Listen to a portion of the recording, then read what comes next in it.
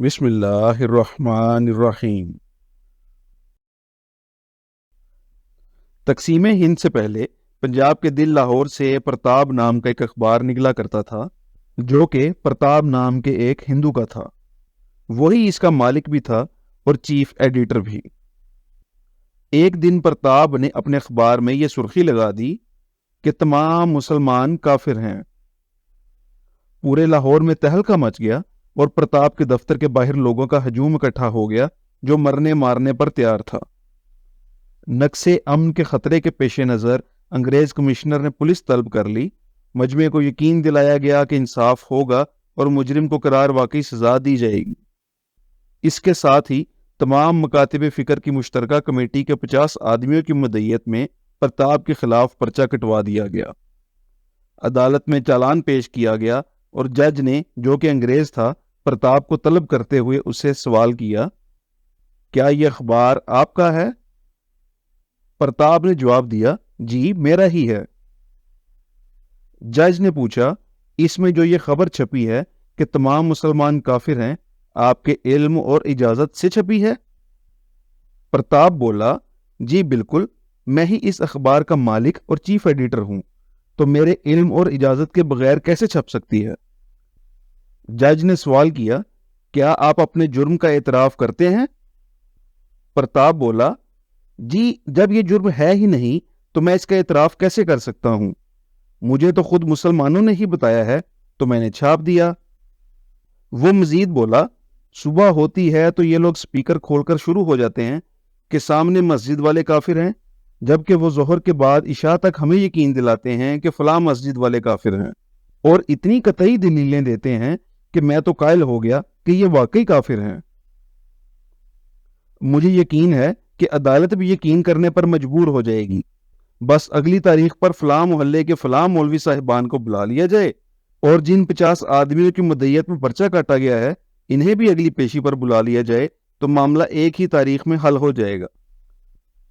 جج صاحب نے منظوری دے دی اور اگلی پیشی پر تمام متعلقہ مولوی صاحبان کو، جن کا نام پرتاب نے دیا تھا، باری باری کٹہرے میں طلب کیا گیا۔ پرتاب نے مجمع میں سے تمام افراد کو کہا کہ دیوبندی، اہل حدیث اور بریلوی الگ الگ کھڑے ہو جائیں۔ اس کے بعد جج نے پرتاب کے وکیل کے کہنے پر اہل حدیث اور دیوبندی مولوی صاحبان سے کہا کہ وہ باہر تشریف لے جائیں، اور بریلوی مولوی صاحب سے قرآن پاک پر حلف لیا گیا۔ جس کے بعد پرتاب کے وکیل نے ان سے پوچھا کہ دیوبندی اور اہل حدیث کے بارے میں وہ قرآن و سنت کی روشنی میں کیا کہیں گے؟ مولوی صاحب نے کہا کہ یہ دونوں توہین رسالت کے مرتکب اور بدترین کافر ہیں۔ پھر انہوں نے دیوبندی اور اہل حدیث بزرگوں کے اقوال کا حوالہ دیا اور چند احادیث اور آیات سے ان کو کافر ثابت کر دیا۔ اس کے بعد دیوبندی اور اہل حدیث مولوی صاحبان سے بھی یکے بعد دیگرے حلف لے کر یہی سوال پوچھا گیا، تو ان دونوں نے بھی شرک کے بارے میں قرآنی آیات اور احادیث کا حوالہ دیتے ہوئے ایک دوسرے کو مشرک ثابت کر دیا۔ پرتاب کے وکیل نے پھر تینوں مولوی صاحبان کو ایک ساتھ بلوایا اور پوچھا، آپ تینوں کا شیعہ کے متعلق کیا خیال ہے؟ تو تینوں نے مشترکہ طور پر کہا، جناب ہم تینوں اس بات پر متفق ہیں کہ شیعہ ہماری نظر میں پکے کافر ہیں۔ اس کے بعد پرتاب کے وکیل نے کہا، مجسٹریٹ صاحب آپ نے خود سن لیا کہ یہ سب ایک دوسرے کو کافر سمجھتے اور ببانگ دوہل کہتے بھی ہیں۔ اب عدالت میں جو مدعی موجود ہیں یہ بھی اور ان کے وکیل صاحب بھی ان ہی فرقوں میں سے کسی ایک فرقے کے ساتھ تعلق رکھتے ہیں، لہٰذا یہ بھی کافروں میں شامل ہیں۔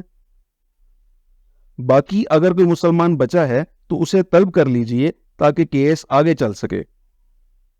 اس کے بعد مجسٹریٹ صاحب نے کیس خارج کر دیا اور پرتاب کو باعزت بری کرتے ہوئے اس کا اخبار بھی دوبارہ بحال کر دیا، جبکہ ایک دوسرے کو کافر ثابت کرنے کا یہ دھندا تقسیم پاک و ہند کے 75 سال بعد بھی جاری و ساری ہے۔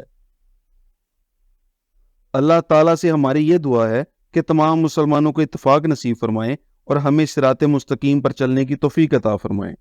آمین ثم آمین۔